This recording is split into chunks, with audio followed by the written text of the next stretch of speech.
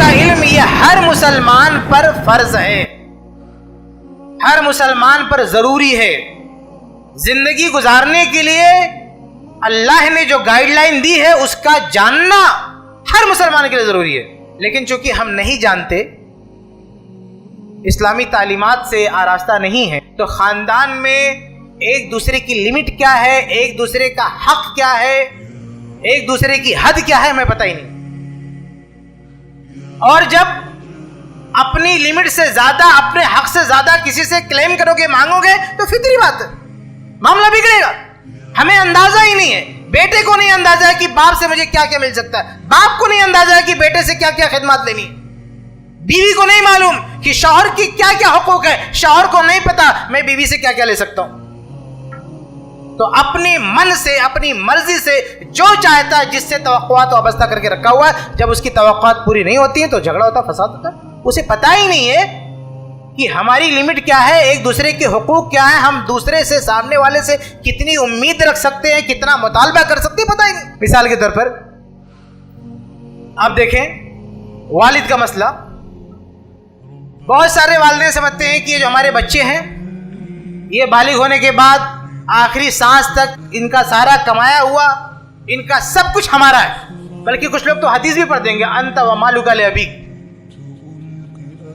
اگر باپ کے ذہن میں یہ فکر آ گئی ہے کہ بیٹے کا سب کچھ میرا ہے، جو کہ غیر فطری ہے، ہرگز ایسا نہیں۔ اسلام نے جو قانون وراثت دیا، دونوں کا حصہ الگ الگ رکھا ہے، دونوں کی حدیں الگ الگ رکھی ہیں، لیکن اگر باپ سمجھتا ہے کہ اس کا سب کچھ میرا ہے، تو بتائیے یہ فطرت کے خلاف ہے، بیٹا اس کو برداشت نہیں کر سکتا، معاملہ کیا ہوگا، باپ بیٹے میں جھگڑا ہوگا۔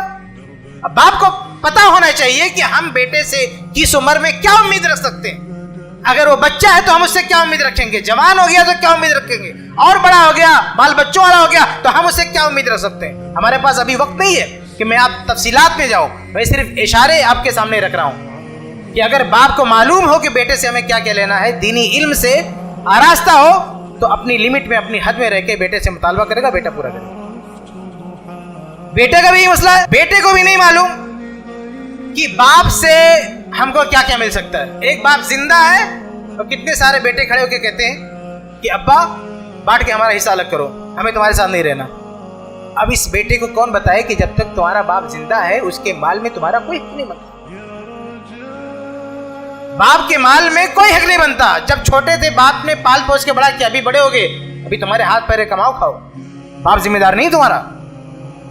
باپ کے پاس کتنی بھی پراپرٹی ہو، وہ ایک چونی بھی آپ کو نہ دے، وہ غلط نہیں ہے، لیکن بیٹا کیا سمجھ کے رکھا ہے کہ اگر باپ نے میرا حصہ نہیں دیا تو مجھ پر ظلم کر رہا ہے، ظاہر سے جھگڑا ہوگا۔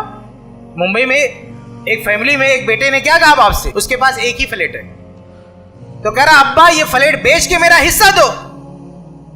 باپ کہتا ہے بیٹا تجھ کو بیچ کے حصہ دے دیا تو میں کہاں رہوں گا، تو کہا یہ تمہارا مسئلہ، کہاں رہوں میں کیا کروں، مجھے حصہ چاہیے۔ اس فیملی میں بیٹا باپ دونوں دین سے جاہل ہیں، نہ باپ کو پتا ہے کہ میری لمٹ کیا ہے، نہ بیٹے کو پتا ہے، اور جھگڑا ہو رہا ہے۔ اگر ان دونوں کو معلوم ہوتا، یا دونوں میں سے کسی ایک کو پتا ہوتا، بیٹے کو پتا ہوتا مطالبہ نہیں کرتا، باپ کو پتا ہوتا جیسے مطالبہ کرا اس کا منہ بند کر دیتا کہ کس حق سے تو مانگ رہا ہے، کہاں کیسے حق تیرا، لیکن نہیں پتا، نہیں معلومات، اس لیے جھگڑے کھڑے ہو رہے ہیں، مطالبے ہو رہے ہیں۔ ایسے ہی بھائی بہن کا مسئلہ ہے، ایک بھائی پر بھائی کا حق کیا ہے نہیں پتا لوگوں کو۔ کبھی کبھی ہمارے یہاں ایک جملے میں بول جاتا ہے کہ بھائی کے مال میں بھائی کا کوئی حق نہیں ہے، یہ بہت بڑا فراڈ ہے، یہ بہت بڑا دھوکہ ہے، یہ بہت بڑا پاپ ہے، بہت بڑا ظلم ہے۔ ایسے بے شمار مسائل ہیں جہاں بھائی کے مال میں بھائی کا لازمی حق ہوتا ہے، لیکن آج ہم نے سب کو سکھا دیا نہیں، بھائی کے مال میں بھائی کا کوئی حق نہیں ہوتا۔ بھائی ایک بھائی بغیر شادی شدہ مر جائے، کروڑ پتی ہے، تو اس کی پراپرٹی اس کے بھائی کو ملے گی، شادی بھی ہو چکی، بیوی ہے، اولاد بھی ہوئی، تو بھی بھائی کا حصہ ہے، اولاد بھی ہو چکی ہے لیکن بیٹی ہے، بیٹا نہیں، تو بھی بھائی کا حصہ، یہ کمپلسری ہے، واجبی ہے، لازمی ہے۔ اگر باپ نہیں ہے، بیٹا نہیں ہے، تو پھر بھائی کے حصے میں بھائی کا حق بنتا ہے وراثت میں۔ بیٹیاں بھی ہیں اور بیٹا اور باپ نہیں ہے تو بھی بھائیوں کا حق بنتا ہے۔ بہت سارے ایسے مسائل ہیں جہاں بھائیوں کا حق بنتا ہے، بلکہ یہ وراثت سے ہٹ کر دنیا میں نفقے میں بھی بھائی کے مال میں بھائی کا حق بنتا ہے، واجبی۔ ایک بھائی ہے چھوٹا، अभी बच्चा है, बाप मर गया, यतीम हो गया, और उसकी अभी शादी वगैरह नहीं हुई है, ये बड़ा भाई अगर उसका खर्चा संभालता है तो ये एहसान नहीं, ये उसका फर्ज है। कुरान ने बहुत वाज़ेह तौर पे कहा वअलल वारिसी मिस्लु ज़ालिक, कि विरासत का कनेक्शन जहां होगा वहां खर्चा भी लग जाएगा। ये छोटा बच्चा अगर ये मर जाए, उसके नाम कोई प्रॉपर्टी है तो बड़े भाई को मिलेगा, क्योंकि इसकी शादी नहीं हुई अभी, इसके बच्चे नहीं। तो यहाँ विरासत से लिंक है बड़े भाई का। ये छोटा भाई अगर इसके साथ कोई प्रॉपर्टी अटैच है, ये मर जाता है, ये प्रॉपर्टी इसके बड़े भाई को मिलेगी अगर मर गया तो ये प्रॉपर्टी का यहाँ लिंक है। यहाँ ऐसे केसेस में अगर इसको कुछ होता है, इस पर कोई मसला आता है, तो उसकी देखने की जिम्मेदारी बड़े भाई की। इसके पास कोई प्रॉपर्टी नहीं है, कंगाल है, तो उसको पढ़ाने लिखाने सब जिम्मेदारी उसके बड़े भाई की। ये एहसान नहीं, ये फर्ज है। हाँ, बाप जिंदा है तब बड़े भाई का फर्ज नहीं है, या ये बड़ा हो गया इसकी औलाद है तो फिर भाई का फर्ज नहीं है। तो अलग अलग केसेस है ना, ये जानने की जरूरत है कि कहाँ भाई के माल में भाई का हिस्सा है, कहाँ नहीं है, कहाँ विरासत में हिस्सा है, कहाँ नफके में जिम्मेदारी है। लेकिन ये हमें पता नहीं है तो फसाद होता है। भाई बहन का भी मसला है, एक भाई का बहन से कितना रिश्ता है, बहन के क्या हकूक हैं, ये भी हमें नहीं मालूम है, और उसकी वजह से बहुत सारे मसले खड़े होते, बल्कि शरीयत के बहुत सारे मसले हजम नहीं औलाद मुंबई में हमने विरासत पे एक कॉन्फ्रेंस की थी, उसमें मैंने एक मसला बयान किया था कि अगर एक आदमी बे औलाद मर गया, 4 करोड़ छोड़ के, उसकी एक बीवी है और एक बहन है, तो इस 4 करोड़ में से उसकी बीवी को सिर्फ 1 करोड़ मिलेगा, उसकी बहन को 3 करोड़ मिलेगा। ये मसला हजम नहीं होता लोगों, वो बीवी कभी नहीं हजम कर सकती कि मेरा मियां मर गया 4 करोड़ छोड़ के, ये 4 में से 3 मैं उसकी बहन को, अपनी नंद को दे दूं, ये कैसे हो सकता है? वो एक भी देने के लिए तैयार नहीं, लेकिन इस्लाम का कानून है कि उसे 3 मिलेगा, बीवी को सिर्फ 1 मिलेगा। अब हमारे पास टाइम नहीं है कि इसको डिटेल में जाके समझाऊं, लेकिन ये सारे मसाइल नहीं पता है कि किसका कितना हक बनता है, तो आदमी जो चाहता है मुतालबा करता है। खुद मियां बीवी का मसला है, एक औरत है, शादी हो गई, उसका बाप मरा, भाई लोग कहते हैं हिस्सा चाहिए, बहन बोलती नहीं भैया रख लो, हमको नहीं चाहिए, और इधर शौहर ये जो कुछ कमा रहा है ये कहती इसका पूरा मेरा है।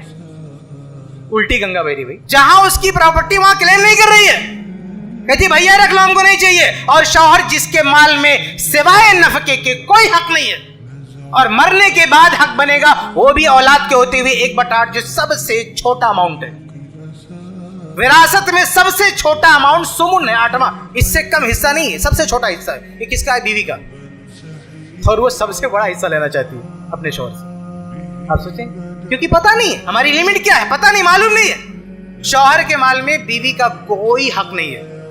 हाँ, नफका है, जब तक साथ में रह रहे, खाना कपड़ा, रहने के लिए मकान, इलाज वगैरह, ये सारी चीजें हैं। लेकिन ये कहो कि उसके पास करोड़ों की प्रॉपर्टी तो आधा इसका हो जाए, नहीं नहीं नहीं, हरगिज़ नहीं, बिल्कुल नहीं। शौहर का जो कुछ है उसका है, ऐसे ही बीवी का जो कुछ है उसका है। शौहर का कोई हक नहीं, बल्कि नफका भी नहीं है बीवी का। कितने सारे लोग हैं, अगर कमजोरी आई, इक्तिसादी बहरान के शिकार हुए, माशी बहरान के शिकार हुए, तो बीवी का जेवर बेच देंगे।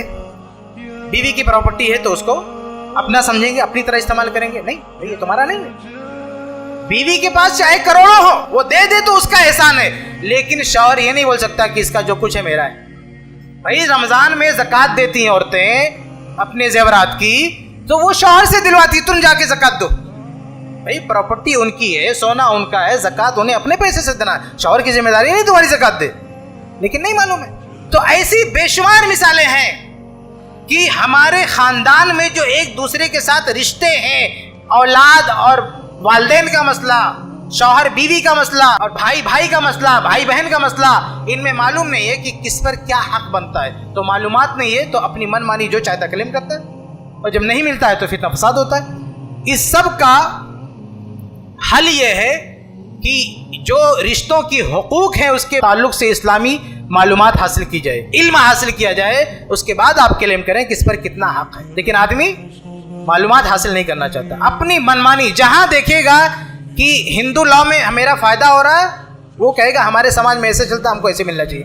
जहां देखेगा इस्लामिक कानून से हमको फायदा मिल रहा है, तो मुफ्ती को पकड़ के ले आएगा, ये हमारा हिस्सा है। समझ रहे?